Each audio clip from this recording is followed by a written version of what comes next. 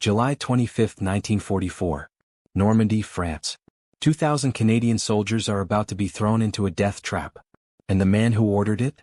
Field Marshal Bernard Montgomery knew exactly what would happen. He knew they would be surrounded. He knew they would be slaughtered. And when his own officers begged him to call it off, do you know what he said? Let them all die.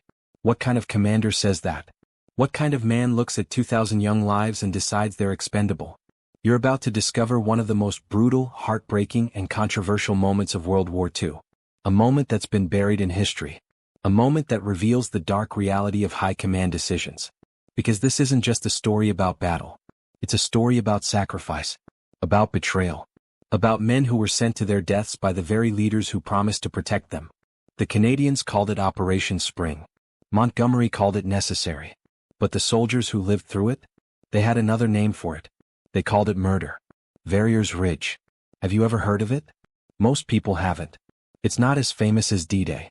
It's not as celebrated as the liberation of Paris. But for the Canadian soldiers who fought there, it was hell on earth. A killing field. A place where boys became men in seconds and men became corpses in minutes. And it all happened because one general decided that Canadian lives were worth less than British pride. But before we get to that July morning, before we see what happens when 2,000 men realize they've been abandoned, we need to understand something crucial. We need to understand who Bernard Montgomery really was. Because this story doesn't start with the battle. It starts with the ego of one man who believed he was destined for greatness, no matter the cost. Montgomery. Monty. The hero of El Alamein. The brilliant strategist. The master tactician. That's what the newspapers said. That's what the British public believed. But what did his own officers say? What did the men who served under him really think? They called him arrogant, inflexible, obsessed with his own glory. And worst of all, they called him careless with other people's lives. Why? Because Montgomery had a pattern. A terrible pattern. When British troops were needed for a risky operation, he would suddenly find reasons to delay, to reconsider, to find another way. But when it came to Canadian troops, when it came to men from the colonies who didn't vote in British elections, who didn't write letters to British politicians, suddenly Montgomery became bold.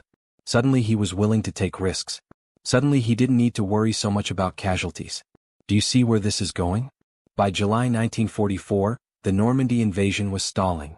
Yes, the Allies had landed successfully on D-Day. Yes, they had established a beachhead. But they were stuck. Trapped in the hedgerows of northern France. Unable to break out. Unable to advance. And every day they stayed trapped, the Germans grew stronger. More reinforcements arrived.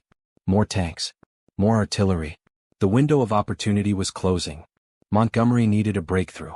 He needed to prove that his strategy was working. That he was still the brilliant commander everyone thought he was. But there was a problem. A big problem. The German defenses around Caen were some of the strongest in all of France. Concrete bunkers. Hidden machine gun nests. Artillery positioned on high ground with perfect fields of fire. And holding those defenses were some of the most experienced, most fanatical units in the entire Wehrmacht. The SS Panzer divisions. Veterans of the Eastern Front. Men who had survived the hell of Stalingrad and the meat grinder of Kursk. These weren't ordinary soldiers. These were killers. And they were dug in on Verrières Ridge. Verrières Ridge.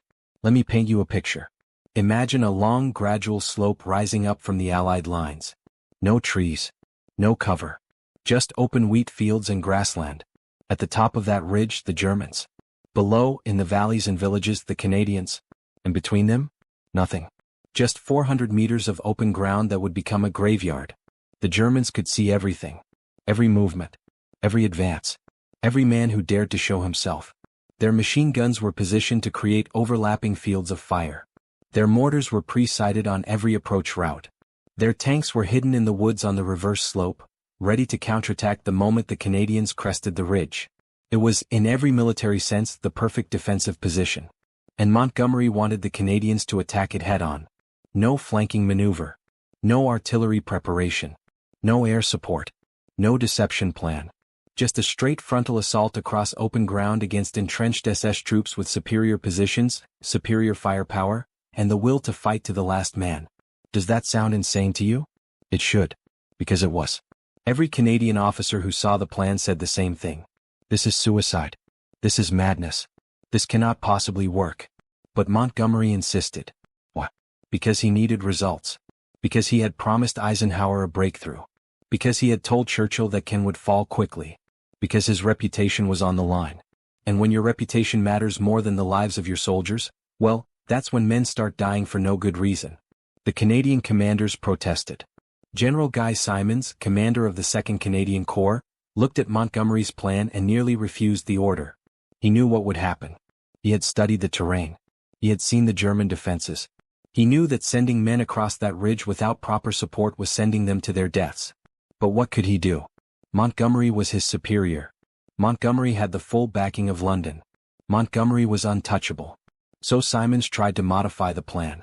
He tried to add artillery support. He tried to coordinate with the RAF for bombing runs. He tried to delay the attack until better intelligence could be gathered. But Montgomery shut him down every time. No delays. No modifications. Attack is ordered. Attack now. Do you know what that feels like? To know you're about to send thousands of men to die, and there's nothing you can do to stop it? Simons knew. Every Canadian officer knew. And they had to live with that knowledge. The men in the trenches knew too. Soldiers aren't stupid. They can read terrain. They can see when a plan makes no sense. And in the days leading up to Operation Spring, the mood in the Canadian lines turned dark. Men wrote letters home. Made their peace with God. Said goodbye to friends. Because they knew. They all knew. July 25th, 0330 hours. Darkness still covers the battlefield. 2,000 men of the Black Watch Regiment and the Calgary Highlanders prepare to advance. They check their weapons. They fix bayonets. They look up at that ridge silhouetted against the pre-dawn sky and they know what's waiting for them up there.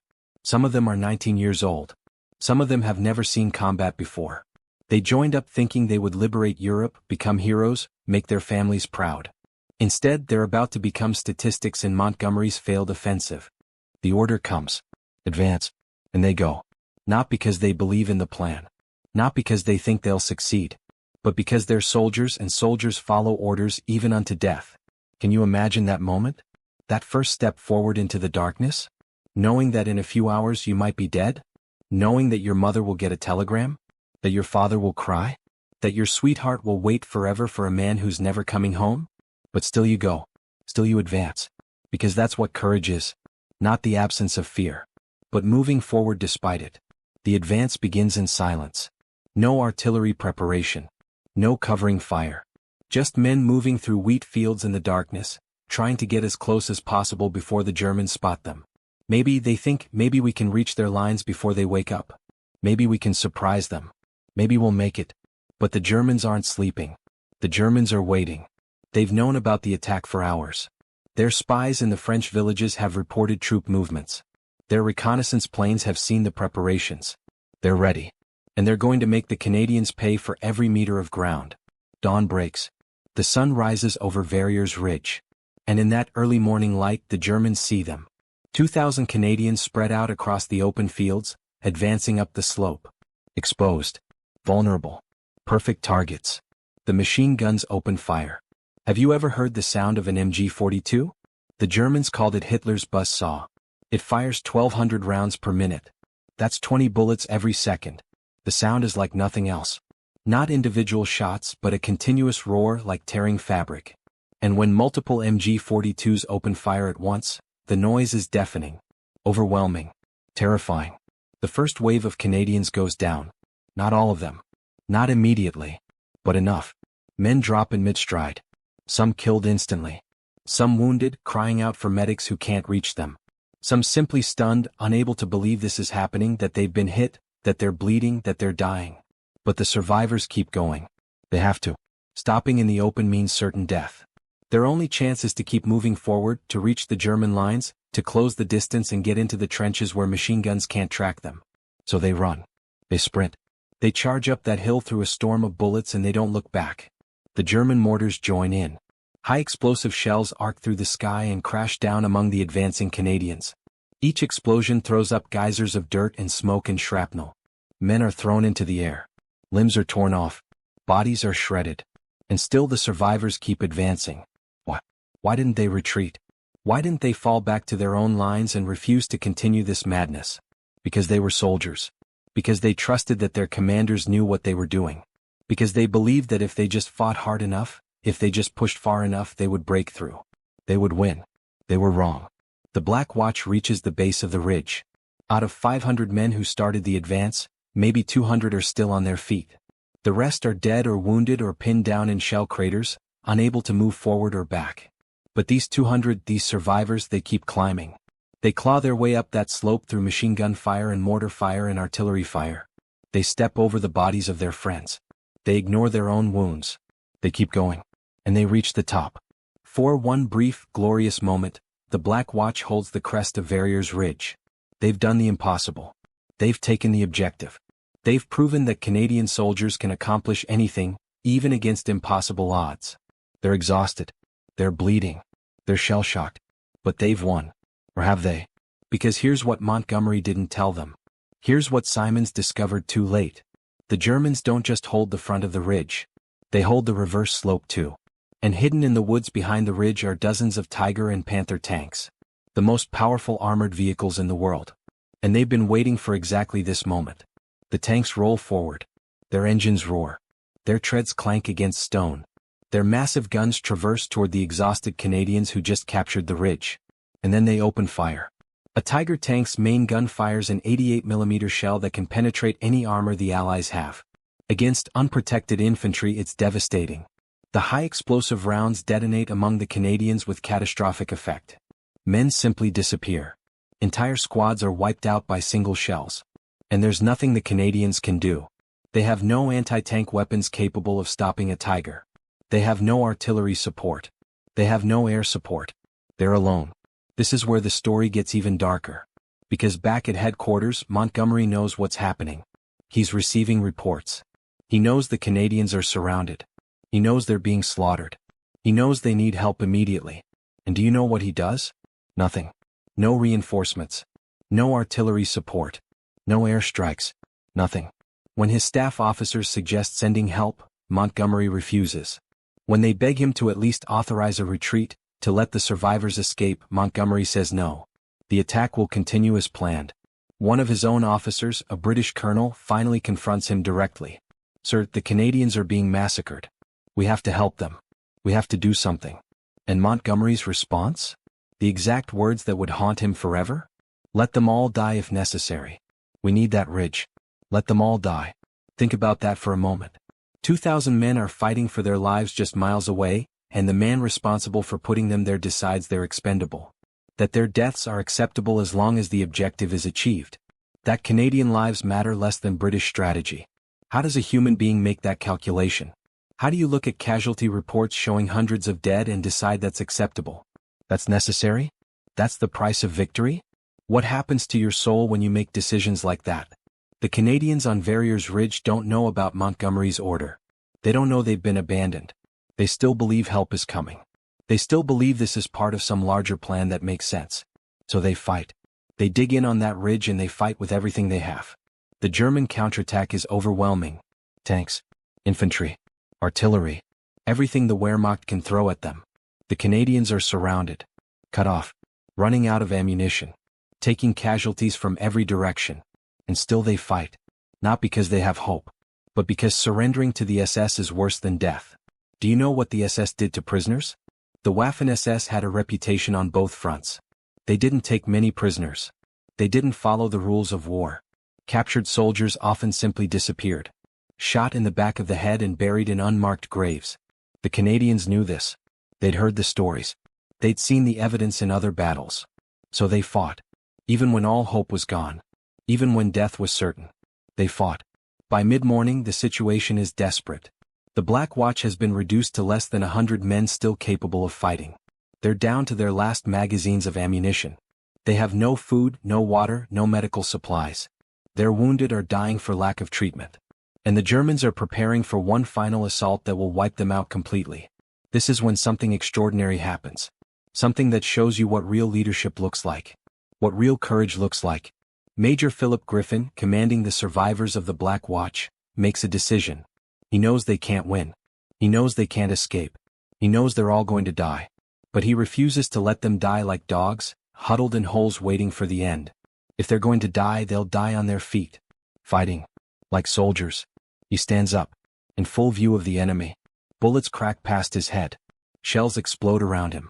And he gives an order that defies all military logic. An order that makes no tactical sense whatsoever. But an order that defines what it means to be a warrior. Fix bayonets. We're going to counterattack. Counterattack? With less than 100 men against several hundred Germans supported by tanks? It's suicide. It's madness. It's impossible. But every surviving Canadian understands immediately. They're not going to win. But they're going to make the Germans remember them. They're going to make them pay. They're going to die fighting, not cowering. They fix bayonets. They check their ammunition. And when Griffin gives the signal, they charge. Can you picture it? Less than 100 men, exhausted, wounded, outnumbered, charging across open ground toward an enemy that has every advantage. No support. No hope. No chance. Just fury and pride and the determination not to go quietly into the night. The Germans are stunned. They've been attacking all morning, pushing these Canadians back step by step, waiting for them to break, to surrender, to run. And instead, the Canadians are charging? Attacking? Coming at them with bayonets and battle cries? It doesn't make sense. It defies every rational calculation of military tactics. But it works. For a few minutes it actually works. The shock of the Canadian counterattack throws the German assault into confusion. Their advance stalls. Their officers hesitate. In those few minutes of chaos, something miraculous happens. The surviving Canadians break through the German line. They escape the encirclement. They fight their way back toward their own lines, carrying their wounded, leaving their dead, but refusing to surrender. Not all of them make it. Many are cut down during the retreat. Many are too wounded to move and have to be left behind. But some survive. Some make it back to tell the story. To bear witness to what happened on Verrières Ridge. To testify about how Montgomery sacrificed them. The final casualty count from Operation Spring is staggering. The Black Watch alone loses 315 men killed, wounded, or captured out of 325 who went into battle. That's a 96% casualty rate. 96%. The Calgary Highlanders fare little better. Overall, the Canadians suffer 1,500 casualties in a single day. For what? For a ridge they couldn't hold. For an objective that achieved nothing. For Montgomery's ego. And what does Montgomery say when the reports come in? Does he accept responsibility? Does he acknowledge the disaster? Does he apologize to the Canadian commanders, to the Canadian government, to the families of the dead? No. He blames the Canadians. He says they didn't fight hard enough. That they lacked aggressive spirit.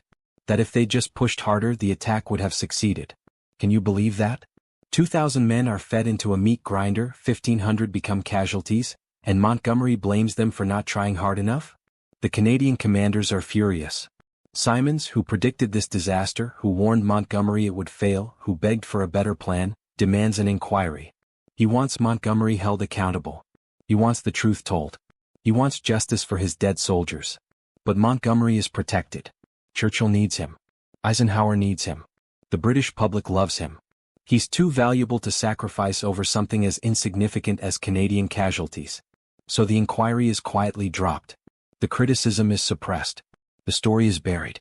And Montgomery goes on to become one of the most celebrated generals of World War II, while the men who died on Verrières Ridge are forgotten. Except they're not forgotten. Not entirely.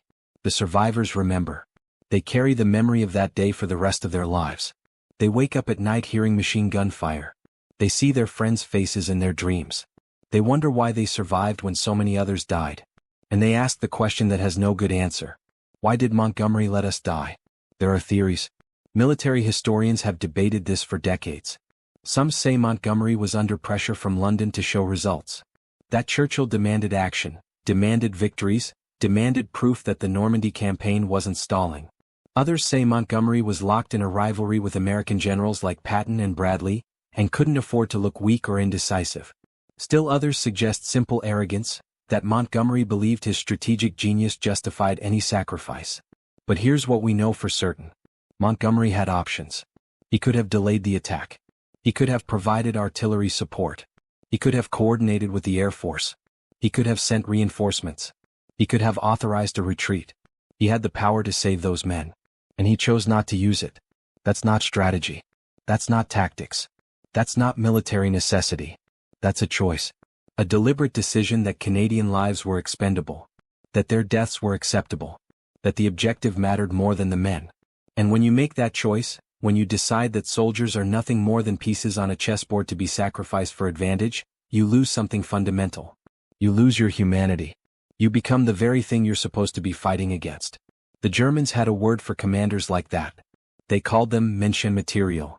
Human material. Resources to be expended like ammunition or fuel. The Nazis built their entire military doctrine around this concept. Soviet lives don't matter. Polish lives don't matter. Jewish lives don't matter.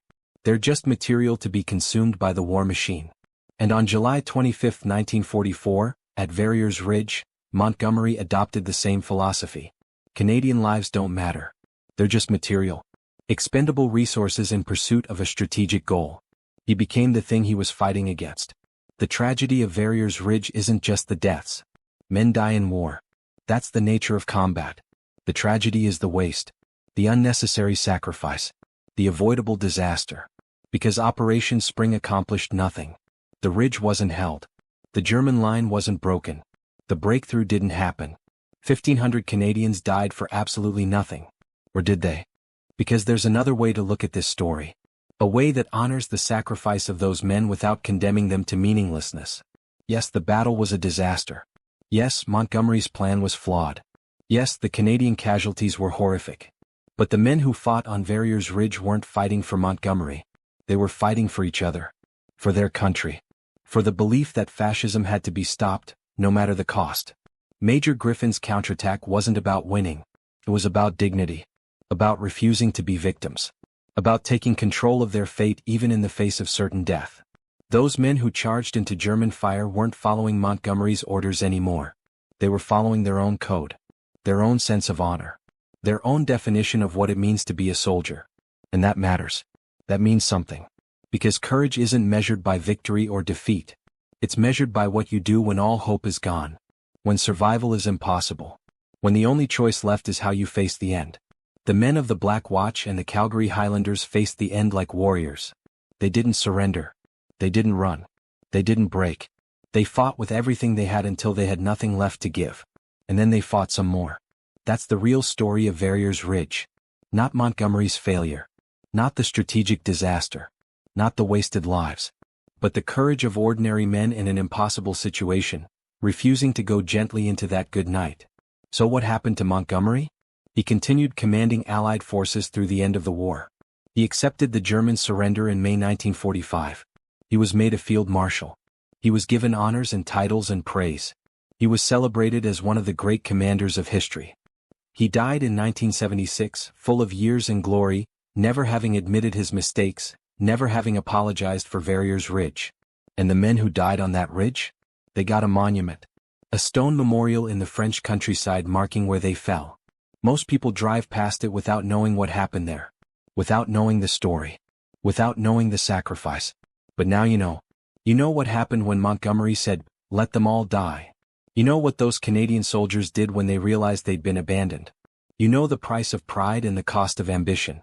You know that sometimes the greatest heroes aren't the generals who get their names in history books. They're the ordinary soldiers who fight and die in battles that nobody remembers. This is why we study history. Not to memorize dates and names and battle statistics. But to understand the human cost of war. To recognize that every casualty report represents a person. A son. A father. A brother. A husband.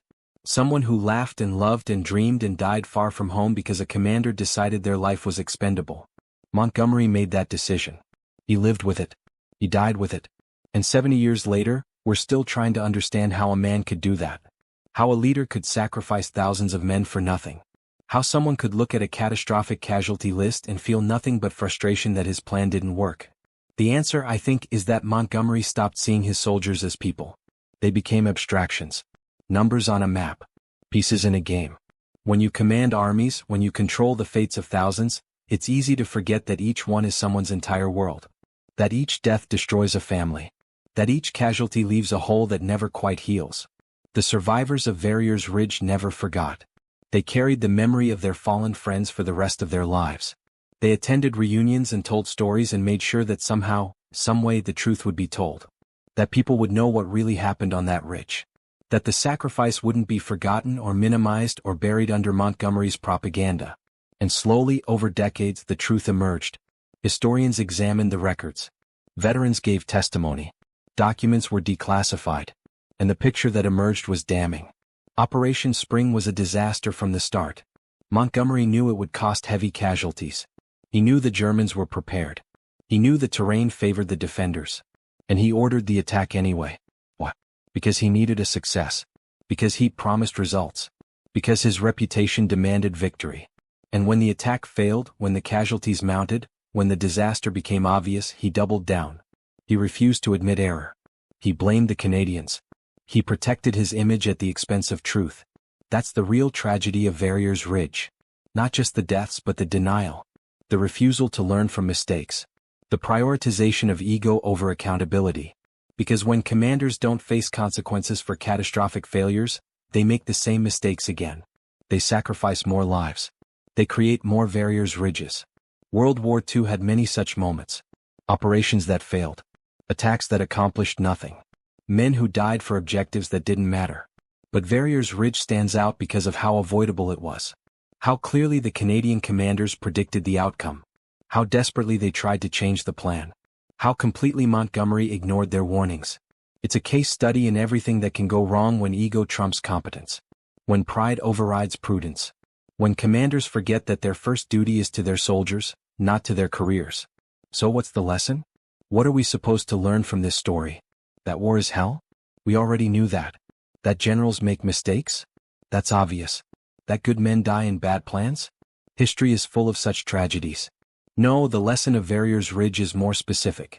More pointed. More urgent.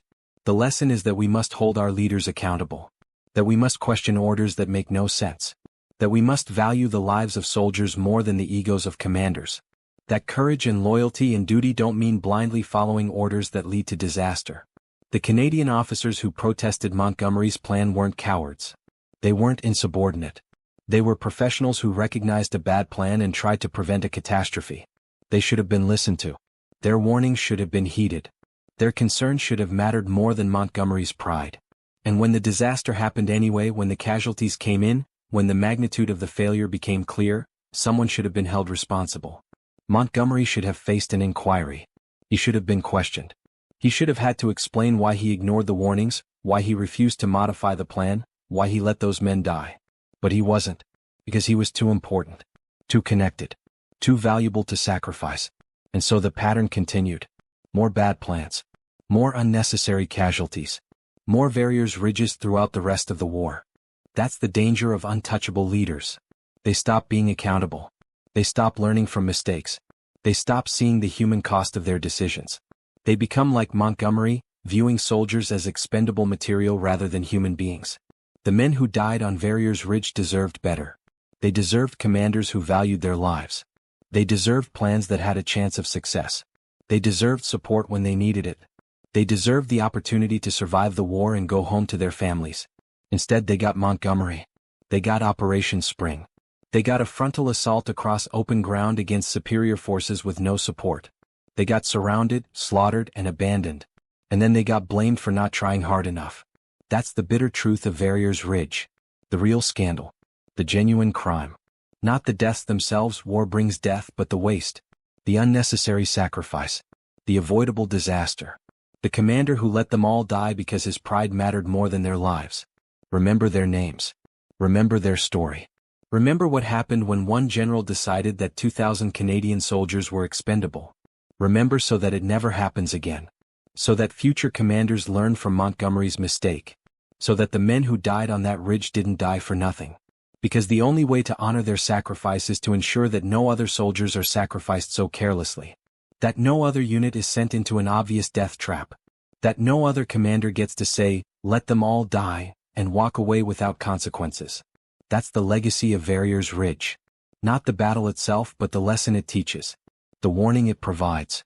The reminder that glory and strategy and reputation mean nothing compared to the lives of the men who actually do the fighting. Montgomery got his glory. He got his reputation. He got his place in history. But he lost something more important. He lost his honor. He lost the respect of the men who served under him. He lost the right to be called a leader rather than just a commander. Because real leaders don't abandon their soldiers. Real leaders don't sacrifice men for ego. Real leaders take responsibility when their plans fail.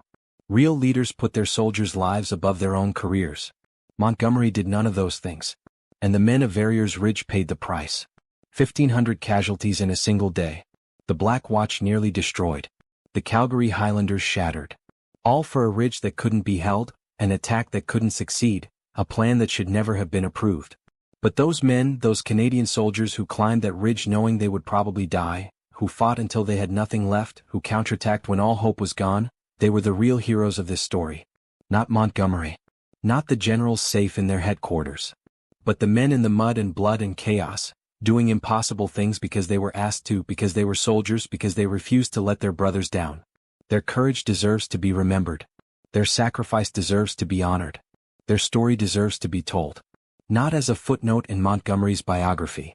Not as a minor setback in the Normandy campaign. But as what it really was, one of the most tragic, unnecessary, and heartbreaking disasters of World War II. A disaster that could have been prevented. Should have been prevented. Would have been prevented if one man had valued Canadian lives as much as he valued his own reputation. That's the story of Verrières Ridge. That's what Montgomery ordered when 2,000 Canadians were surrounded. Let them all die. And they did. Not all of them. Some survived to tell the tale.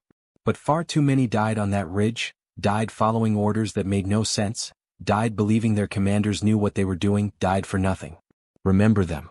Remember what happened. Remember why it matters. And demand better from those who lead us into war.